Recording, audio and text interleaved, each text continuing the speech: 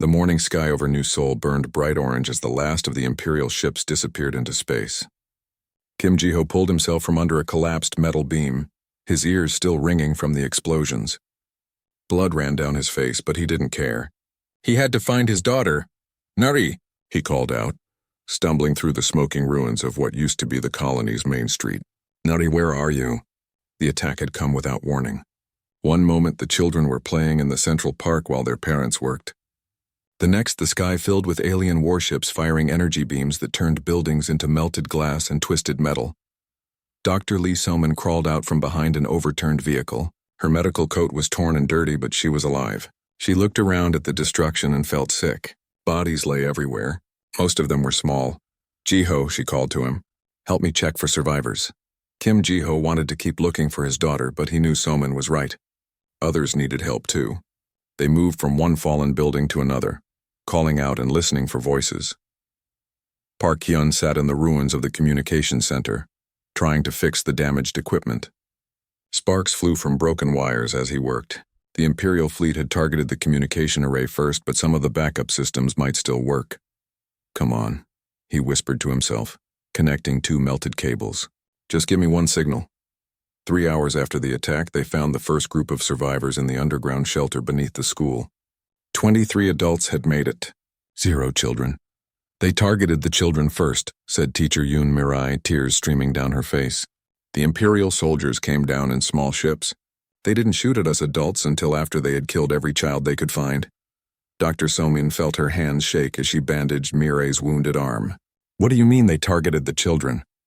"I saw it myself," Mirai continued. "They had some kind of scanning device. They would point it at a group of people, then only shoot the young ones. Like they were looking for something specific." Kim Ji-ho stopped searching through the rubble. His daughter was 8 years old, the same age as all the other children who were now gone. Park Hyun finally got the emergency transmitter working. The small device hummed to life, connecting to the quantum communication network that linked all human colonies. He had maybe 10 minutes before the Imperial jamming systems found his signal and shut him down. "This is New Seoul Colony to any human receiver." He spoke into the microphone. "We have been attacked by Imperial forces. The colony is destroyed. Casualties are—" He stopped. How could he tell them the number?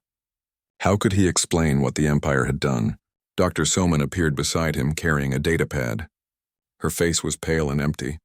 "I've counted them all," she said quietly. "The children. I've counted everyone." Park Hyun took the datapad and looked at the number. His hands began to shake. 5,731, Soman whispered. 5,731 children. All dead. Kim Ji-ho heard the number and fell to his knees. He had found his daughter an hour ago, buried under the remains of the playground. She had been holding her favorite toy, a small stuffed rabbit. Other survivors gathered around the communication device. Their faces showed the same empty shock. Parents who had lost everything. Teachers who had failed to protect their students. Doctors who could not heal the dead. What do I tell them? Park Hyun asked, looking at the others. "How do I explain this to Earth?" "Tell them the truth," said Kim Ji-ho, standing up slowly. "Tell them what the Empire does to human children." Park Hyun keyed the transmitter again. His voice was steady now, cold and clear. "New Seoul Colony has been destroyed by Imperial forces. All children in the colony have been killed.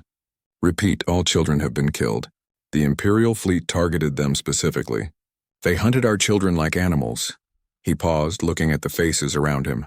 These people had lost everything that mattered to them. But in their eyes he saw something growing, something dark and dangerous. "The count is 5,731 dead children. The Empire must answer for this crime."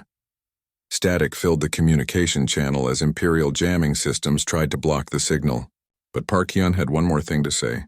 One word that summed up everything the survivors felt. Everything humanity would feel when they learned what had happened here.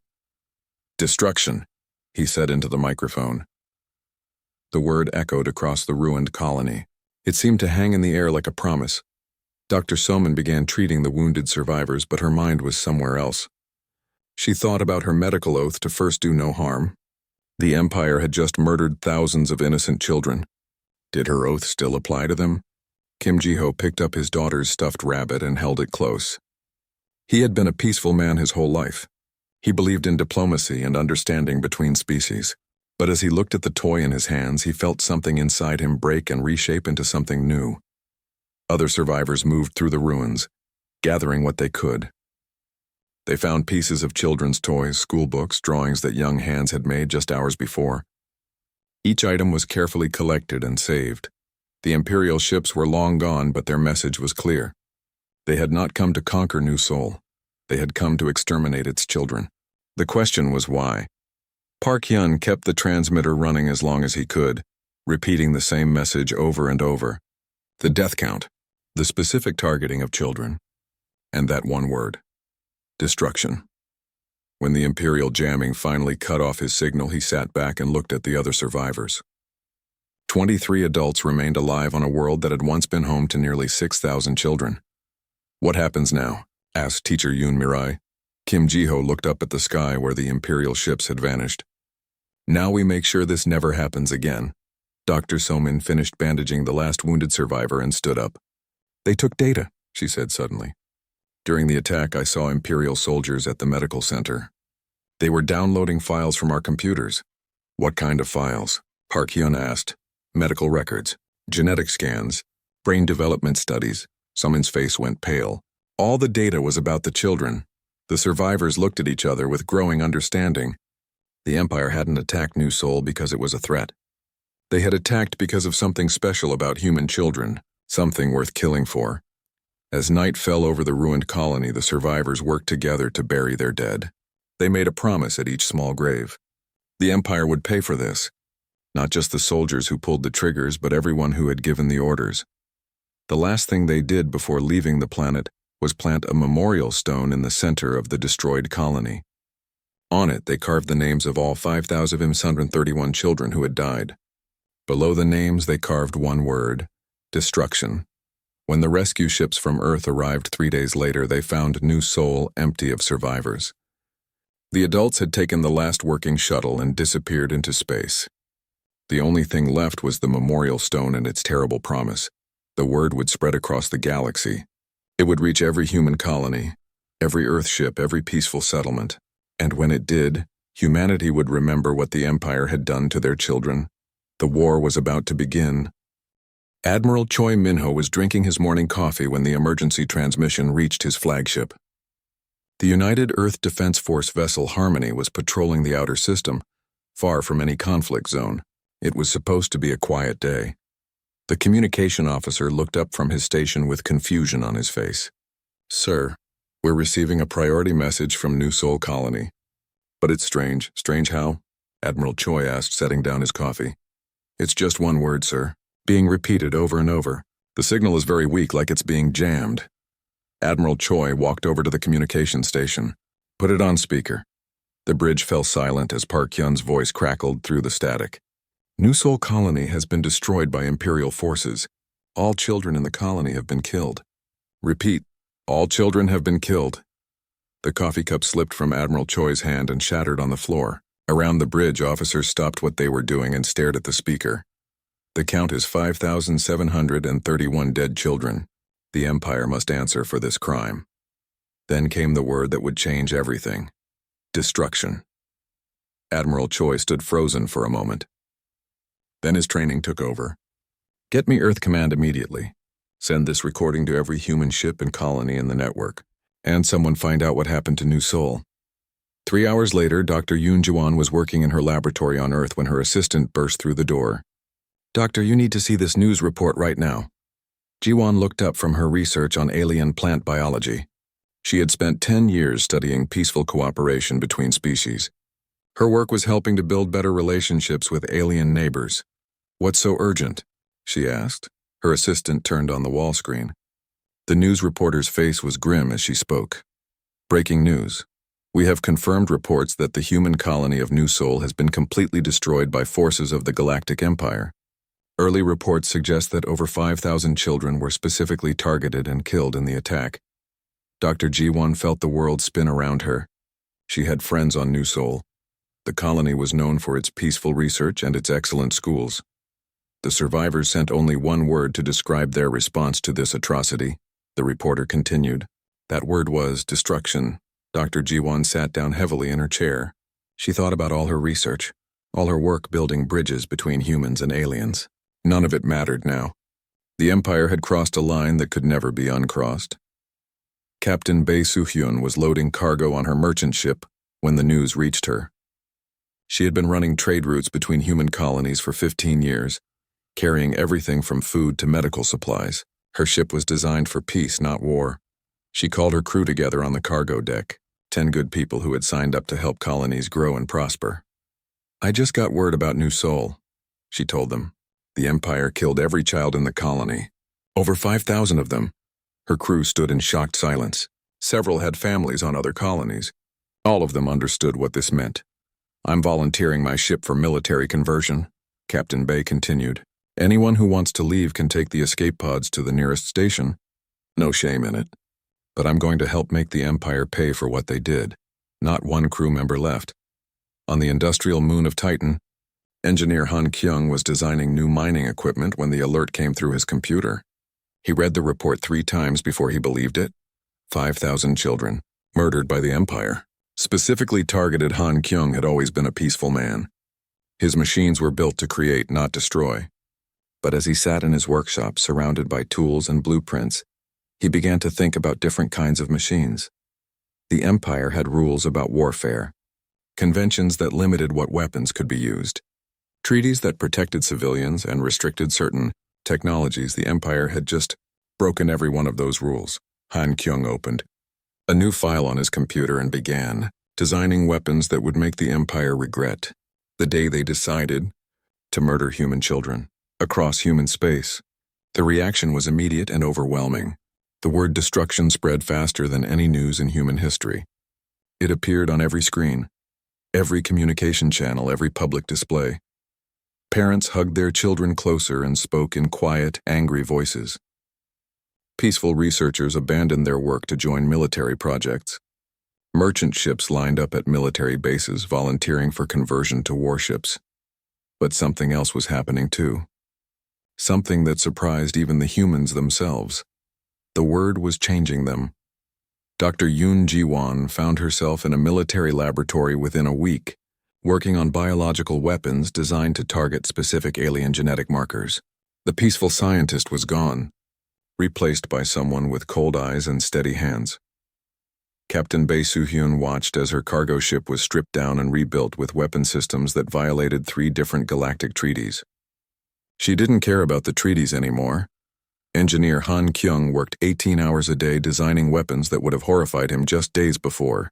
Weapons that could crack planets. Weapons that could hunt ships across interstellar space. Weapons that gave no chance for surrender. The Empire's intelligence networks began picking up troubling reports. Human colonies were going silent, not because they were destroyed, but because they were working on something. Industrial output had increased by 400% across human space. Peaceful research stations were now manufacturing unknown technologies. Emperor Vextar received the reports in his palace on the capital world. He was a massive creature with 4 arms and crystalline armor that reflected light in rainbow patterns. He had ruled the galaxy for 2 centuries and had never seen humans as more than a minor annoyance. "Their posturing," he told his military advisors. "Humans are weak. They lack the will for real war." His intelligence chief, a spider-like creature named Kickstal, was not so sure.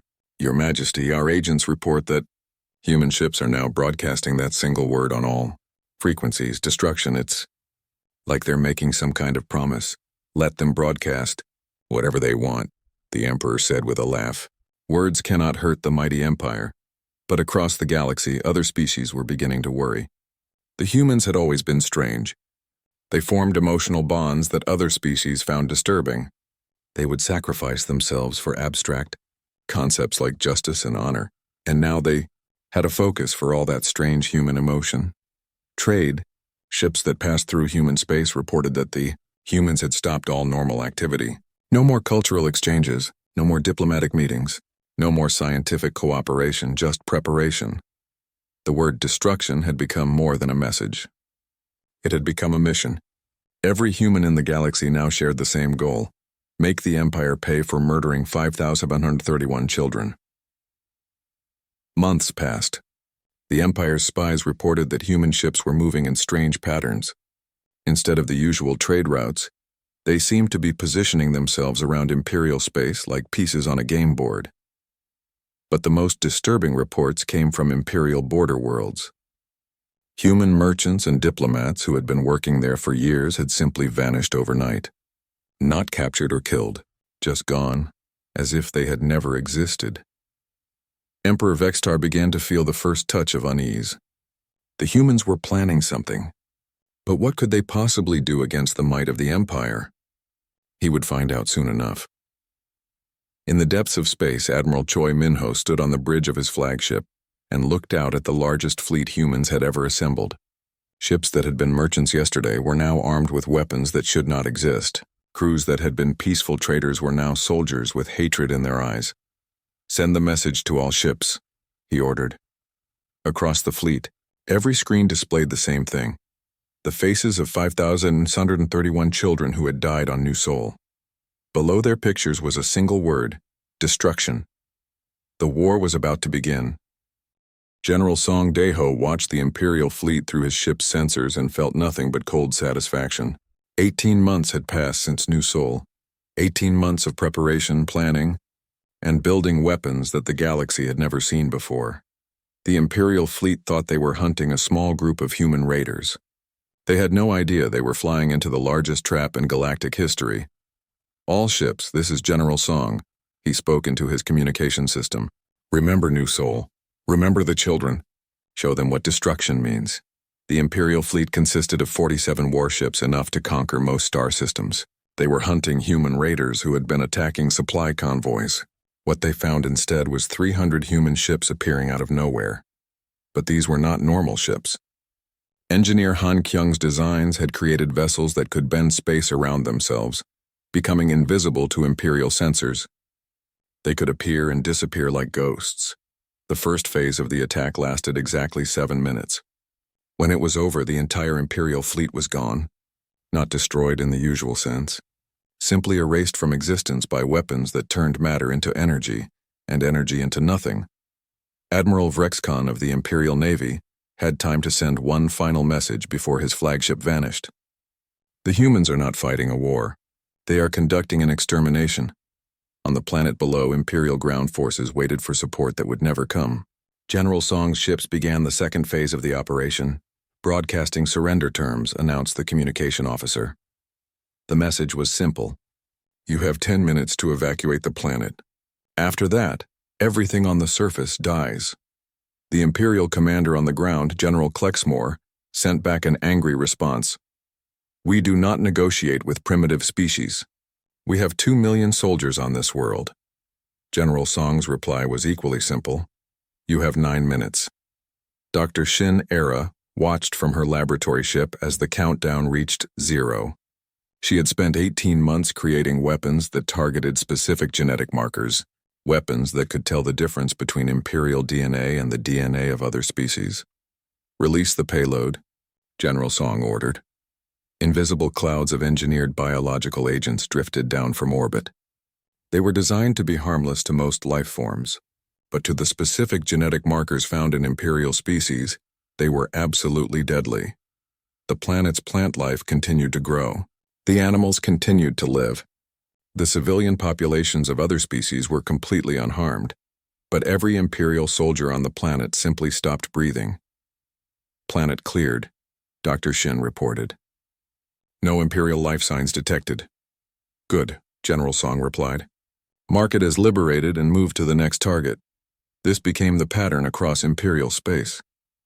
Human fleets would appear without warning, offer a single chance to surrender, then eliminate all Imperial presence if the offer was refused. But the humans weren't just fighting on the front lines.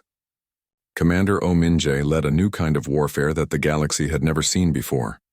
His ghost fleets consisted of ships controlled entirely by advanced artificial intelligence.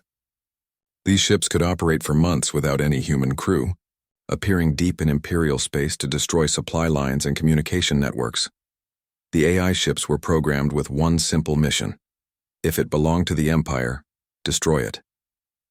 They learned and adapted faster than any Imperial commander could counter them. Imperial supply convoys began traveling with massive escort fleets, but it didn't matter.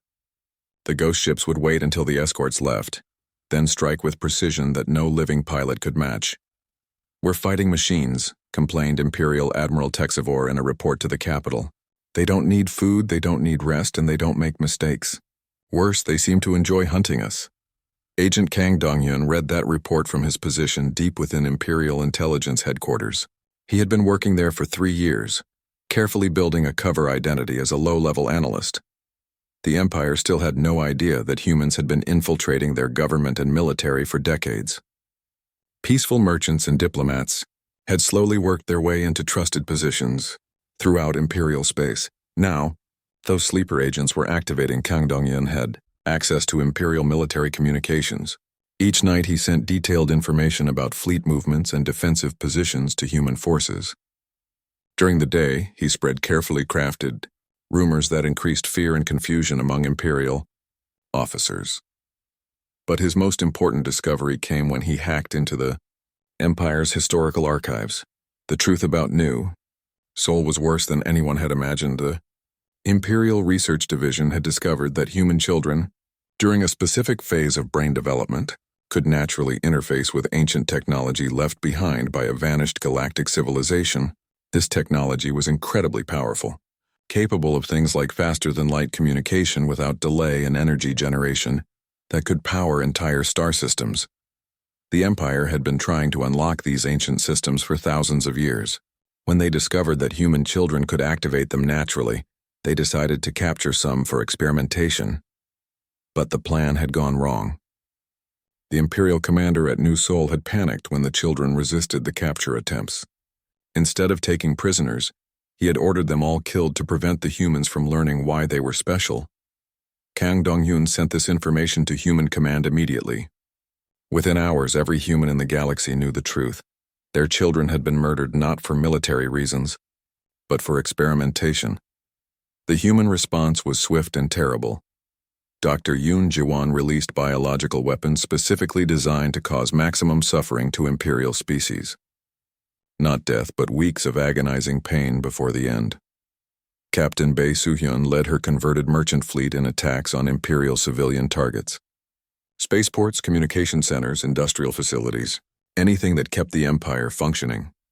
Engineer Han Kyung's latest weapons could track Imperial ships across galactic distances. Once marked, an Imperial vessel could run for months, but the weapon would eventually find it and deliver a slow, painful death to everyone aboard. The galaxy's other species watched in growing horror as humanity showed them what total war actually meant. This wasn't conquest. This wasn't even genocide in the traditional sense. This was the complete erasure of everything the Empire had ever built. Imperial worlds began surrendering without a fight. Entire fleets defected rather than face human forces. Some Imperial species committed mass suicide rather than wait for the humans to reach them. But surrender was not always accepted. The humans had created a simple rule. Any Imperial force that had ever been involved in operations against civilians would receive no mercy. The Empire's client species, the dozens of alien races that served Imperial interests, began abandoning their allegiances. Many sent messages to human forces offering to help hunt down Imperial survivors. "We never wanted to serve them," explained Ambassador Zilsta of the Hegemony Coalition, speaking to human negotiators. "They forced us through threats and violence. If you can end their power, we will help you do it." But the humans weren't interested in help. They weren't building an alliance or seeking to replace Imperial rule with their own. They had one goal: complete destruction of everything Imperial. Emperor Vextar, safe in his palace on the capital world, received reports that read like something from a nightmare. Entire sectors of space were going silent. Not conquered, but empty, as if the Empire had never existed there at all. "How many ships do they have?" he demanded from his military advisors. "We don't know, Your Majesty," replied Admiral Kexenol. "Our estimates keep changing. They seem to have unlimited resources. That's impossible. Humans are a young species with only a few dozen colonies." "Yes, Your Majesty, but they're not fighting like a normal species. They're fighting like something we've never encountered before." The truth was that humanity had transformed itself completely. Every human colony, every research station, every civilian outpost had become a military production facility. Children as young as 10 years old were working in factories building weapons. Elderly citizens were designing new ways to kill Imperial forces. The word destruction had become more than a battle cry. It had become the core of human civilization, and they were just getting started. On Earth, Admiral Choi Minho stood before a holographic display showing the current state of the war. Red dots marked Imperial positions. They were disappearing faster than his computers could update the display. "Sir," his aide reported, "we're receiving surrender offers from 17 Imperial species." "Rejected," Admiral Choi replied without hesitation. "Continue the operation." "Sir, some of these species had nothing to do with New Sol." Admiral Choi turned to face his aide. In his eyes was something that would have frightened demons. "They were part of an empire that murdered our children," he said quietly. "That makes them all guilty." The aide nodded and returned to his station. Outside the command center, Earth's sky was filled with ships heading toward Imperial space. The word was spreading faster than human fleets could travel. Fear was becoming the Empire's greatest enemy, and humanity was its messenger. Emperor Vextar stood in his throne room, looking out at the capital city of Zentros Prime. The greatest metropolis in galactic history stretched to the horizon, filled with billions of beings from across the Empire. Just 2 years ago, he had been the undisputed ruler of half the galaxy. Now he was afraid to sleep. "Your Majesty." Field Marshal Kexnall approached the throne, his 4 legs trembling with exhaustion. "I bring the latest reports from the front lines." "More defeats?" the Emperor asked, though he already knew the answer. "The Zerian sector has gone completely silent. 47 worlds, Your Majesty. We sent a scouting fleet to investigate, and they found the planets intact, Your Majesty. Cities undamaged, forests still growing. But every Imperial citizen was simply gone. No bodies, no signs of violence. They just vanished." Emperor Vextar felt his crystalline armor crack slightly under the stress. This was becoming the pattern. Human forces would arrive at an Imperial world, broadcast their single word destruction, and within days the world would be empty of all Imperial life. "How do they do it?" he whispered. Field Marshal Kexnall had no answer. No one did. The humans had developed weapons and tactics that defied everything the Empire knew about warfare. In the intelligence center beneath the palace, Spy Master Ko Ji-hoon worked quietly at a computer terminal. To everyone around him, he appeared to be Junior Analyst Crixton, a harmless intelligence clerk who had worked there for years. In reality, he was one of dozens of human agents who had infiltrated the highest levels of Imperial government. Tonight, he was implementing the final phase of humanity's psychological warfare campaign. His fingers moved across the alien keyboard, inputting commands that would change every display screen in the capital city. Traffic monitors, news broadcasts, advertising displays, even personal communication devices would all show the same thing at exactly midnight. Ko Ji-hoon glanced at the clock. 11:58 p.m.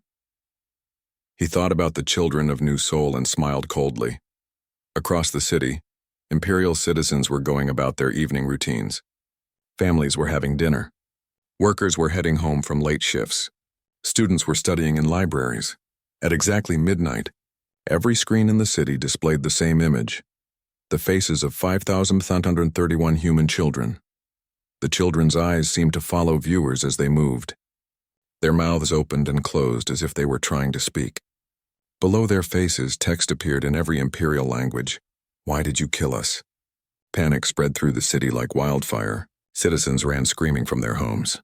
Traffic accidents filled the streets as drivers crashed while staring at their dashboard displays. Emergency services were overwhelmed, with calls about ghost children appearing on every screen, but Ko Ji-hoon wasn't finished. Phase 2 activated at 12:30 a.m. Every communication device in the city began playing the same sound: children crying. The sound came from phones, computers, public address systems, even military communication networks. The crying continued for exactly 57 minutes and 31 seconds. 1 minute for each dead child. By morning, half the Imperial capital was in a state of panic. Citizens refused to use any electronic devices. Government workers abandoned their posts. Even the Imperial Guard was showing signs of stress. Emperor Vexatar called an emergency meeting of his high command. "This is psychological warfare," he announced to his assembled generals and admirals. "The humans are trying to break our morale." "It's working, Your Majesty," admitted Admiral Texavor. "Our troops are deserting faster than we can recruit new ones. Some of our client species are switching sides just to avoid facing human forces. Then we need to negotiate, suggested General Vixcar. Offer them reparations, territory, whatever they want. Emperor Vextar's eyes blazed with anger. I will not negotiate with primitives who resort to terror tactics. But even as he spoke, the Emperor knew his position was becoming hopeless. Reports arrived hourly of new disasters. Entire Imperial fleets were disappearing. Worlds were going silent. The economy was collapsing as trade routes became too dangerous to use. Admiral Imsianho stood on the bridge of her flagship, watching the final preparations for Operation Absolute. 300 human ships hung in space around her, each one equipped with weapons that could destroy entire star systems. They were 3 days away from the Imperial capital. All ships report ready, her tactical officer announced. Excellent, Admiral Im replied. Begin the approach. Send the message on all frequencies. The message was broadcast across every communication channel in Imperial space. It showed the faces of the dead children of New Sol, followed by simple text. We are coming. The Empire tried to jam the signal, but human technology had advanced far beyond Imperial understanding. The message appeared on screens across hundreds of worlds simultaneously, including inside the Emperor's own palace. As the human fleet moved toward the capital, something unprecedented happened. Imperial worlds began surrendering to empty space. Planetary governors sent broadcasts offering complete submission to human forces that weren't even in their star systems yet. Please, begged Governor Lexpor of Zerion Prime, speaking to cameras broadcasting across the galaxy. We had nothing to do with the attack on New Sol. We surrender unconditionally. Please show mercy to our families. But mercy was not part of humanity's vocabulary anymore.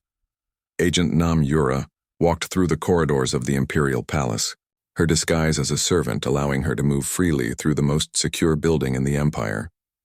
She had been working here for 4 years, cleaning floors and serving food while secretly mapping every room and corridor. Tonight was different. Tonight, she had a special delivery for the Emperor.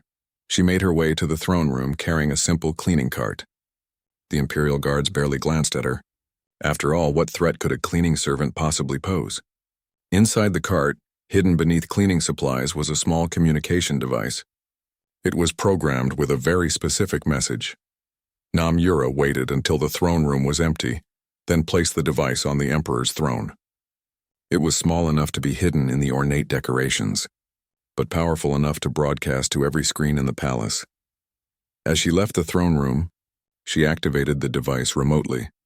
Emperor Vexitar was in his private chambers when every screen in the palace suddenly displayed the same thing. His own face, but changed.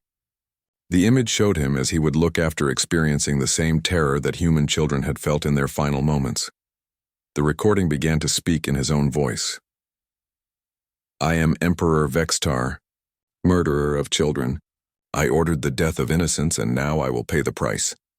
The Emperor rushed to his communication systems, trying to shut down the broadcast, but it was impossible. The signal was coming from inside his own palace using his own communication networks. Then came the final part of the message. The screen showed the faces of 5,131 children, each one looking directly at the Emperor. Their mouths moved in perfect unison, speaking a single word: destruction. The broadcast ended, but the damage was done. Every being in the palace had seen their Emperor's face twisted with terror. More importantly, the broadcast had been transmitted to every Imperial world simultaneously.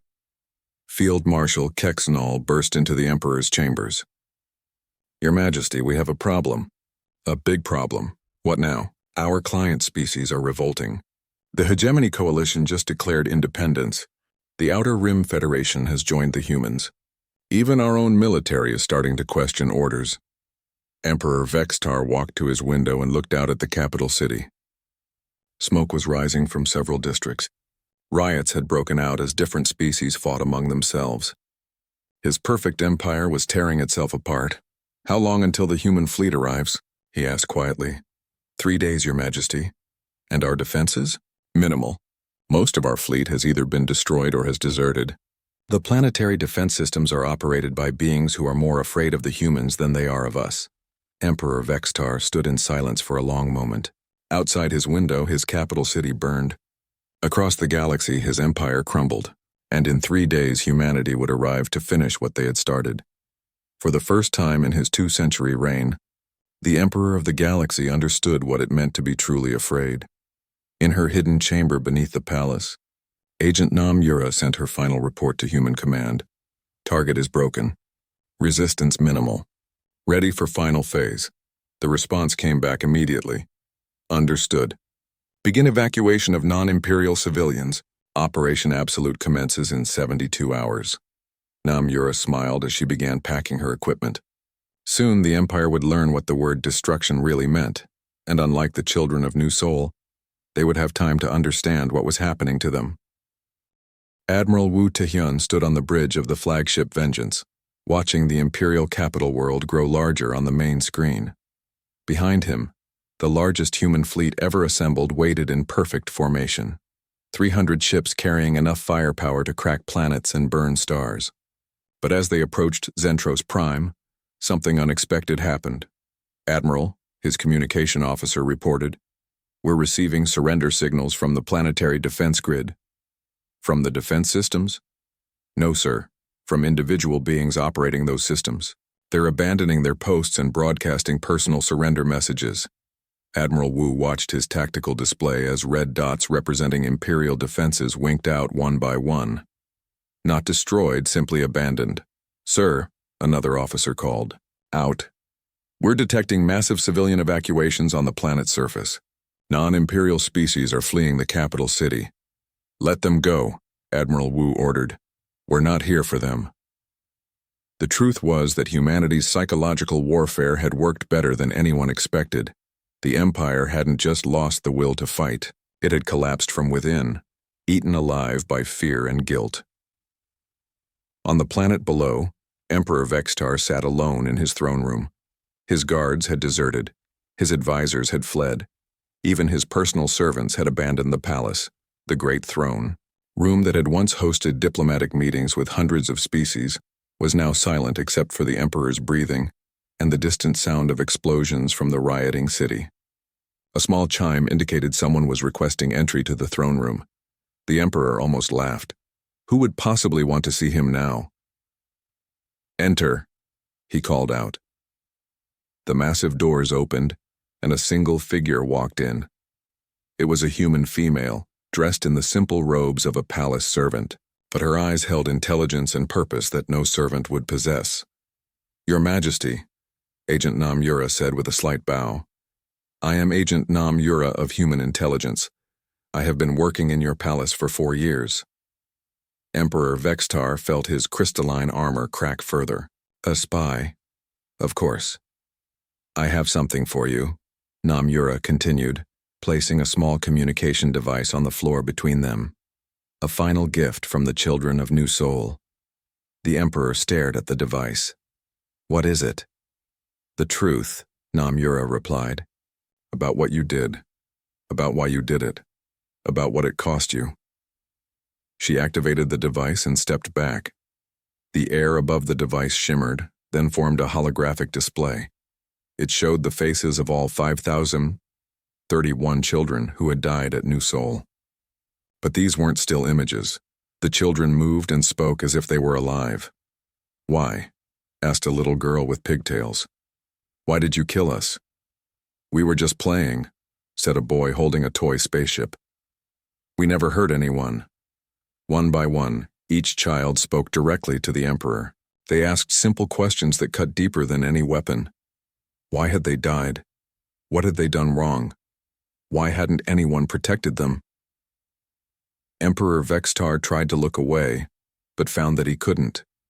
The holographic children surrounded his throne, their innocent faces filled with confusion and pain. "You killed us for experiments," said an older girl, maybe 12 years old. "You wanted to use our brains to power your machines. But we would have helped if you had just asked," added a young boy. "Humans like to help people." The Emperor's breathing became labored. The children weren't angry or vengeful. They were just sad and confused. Somehow that was worse than any threat or curse. "Now your empire is gone," the children said in unison. "Now your people fear you. Now you are alone, just like we were when we died."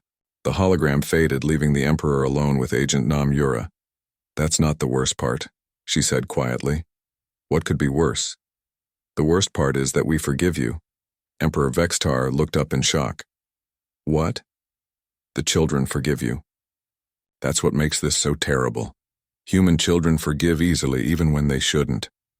Those kids would have forgiven you if you had just said you were sorry. Nam Yura walked toward the throne room exit. But their parents don't forgive. Their teachers don't forgive. And humanity as a species will never forgive. She paused at the doorway. You have 10 minutes before the human fleet arrives. I suggest you use that time to think about what you've done. Emperor Vextar sat alone on his throne as the sounds of battle grew closer. Through his palace windows he could see human ships descending through the atmosphere like falling stars. But the battle was brief. Imperial forces surrendered or fled at the first sight of human ships. Those few who tried to resist were eliminated, so quickly that the fighting was over almost before it began. Director Ryu Inwoo stepped out of the first human transport to land in the capital. He was followed by a team of specialists whose job was to establish humanity's new role in the galaxy. The team moved efficiently through the abandoned streets, setting up communication arrays and administrative centers. Within hours, they had established control over the planet's infrastructure. But Director Ryu's first stop was the Imperial Palace. He found Emperor Vextar still sitting on his throne, staring at nothing. Your Majesty, Director Ryu said formally, I am Director Ryu Inwoo, representing the human hegemony. The Emperor looked up slowly. Have you come to execute me? No, Director Ryu replied. Execution would be too merciful. He gestured to his assistants, who began setting up recording equipment around the throne room. You will remain here in this throne room for the rest of your life, Director Ryu continued. Every day you will watch recordings of the children you murdered. Every night you will record a personal apology to each child's family. And if I refuse? Director Ryu's expression didn't change. Then we will keep you alive and conscious for as long as our medical technology allows. Centuries if necessary. The children of New Seoul deserve justice, not vengeance. Emperor Vextar realized that the humans had planned something worse than death. They had planned perfect justice. As the recording equipment activated, the first holographic child appeared, a little girl who smiled and waved at the Emperor before asking, Do you remember me? My name was Park Mina. I was 7 years old. Director Ryu left the Emperor to his eternal punishment and walked out to address the galaxy. The broadcast went out on every communication channel to every world that had ever been part of the Empire. Director Ryu stood in the Imperial Palace's main hall, speaking calmly to cameras that would carry his words across the stars. Citizens of the former Galactic Empire, he began. I am Director Ryu Inwoo of the human hegemony. As of today, the Empire is dissolved. He paused, letting that sink in across hundreds of worlds. Humanity has no interest in ruling the galaxy. We have no desire for territory or tribute. We have only one law that we will enforce throughout the galaxy. The camera focused on his face as he spoke the words that would become the foundation of galactic civilization for centuries to come. No species will harm human children. Any being, any government, any organization that threatens the safety of human children will be completely destroyed. This is not a negotiation. This is not a treaty. This is a fundamental law of existence. Director Ryu gestured to images appearing on screens behind him. They showed human ships patrolling trade routes, human stations monitoring communication networks, human agents embedded in governments across the galaxy. We will be watching. We will be listening. We will know if you even think about harming our children. The broadcast continued for another hour, explaining the new reality. Humanity would not conquer or rule, but they would be the ultimate arbiters of justice when it came to protecting children. Species that had been oppressed by the Empire were free to govern themselves. Trade routes would be protected by human ships. Disputes would be mediated by human negotiators. But the one absolute rule was clear: harm a human child, and face complete annihilation. Years passed. The galaxy adapted to its new reality. Children across hundreds of worlds grew up hearing stories about the humans who would protect them from monsters. The word destruction entered every galactic language, but its meaning had evolved. It was no longer just a threat. It had become a promise of protection. On worlds where children were mistreated, the adults would whisper about the humans who might come. The word became a tool that protected not just human children, but all children throughout the galaxy. Emperor Vextar remained in his throne room, now an old and broken creature who spent his days apologizing to holographic images of dead children. His empire was a memory, but his punishment was eternal. And on New Sol, now rebuilt and thriving, children played in parks while their parents worked nearby. A memorial stood in the center of the colony, listing the names of 5,731 children who had died. Below those names was a single word: destruction. But the word no longer meant what it once had. Now it meant that evil would be destroyed so that innocence could survive. The galaxy had learned that humanity's greatest strength was not their technology or their tactics. It was their absolute refusal to accept that some things could not be protected. The word had become flesh, and the flesh had become law. Humanity had kept their promise.